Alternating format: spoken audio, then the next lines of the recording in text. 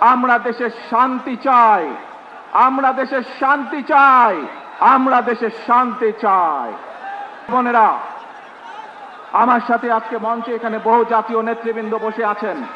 আসুন আজকে আমরা দুহাত তুলে আল্লাহর দরবারে দোয়া করে আল্লাহর রহমত আমরা চাই। যে সকল জাতীয় নেতৃবৃন্দ এই মঞ্চে আছেন, মঞ্চের বাইরে যে সকল জাতীয় আরো নেতৃবৃন্দ আছেন, আমরা সকলে মিলে এই দেশকে নেতৃত্ব দিয়ে আমাদের বাংলাদেশের জনগণের প্রত্যাশিত সেই বাংলাদেশকে আমরা গড়ে তুলতে চাই।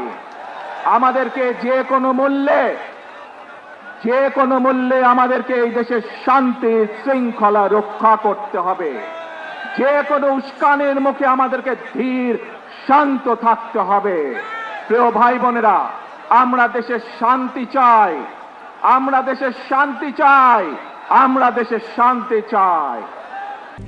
RICL TMX, যুগের পর যুগ স্থাপনা থাকে মজবুত।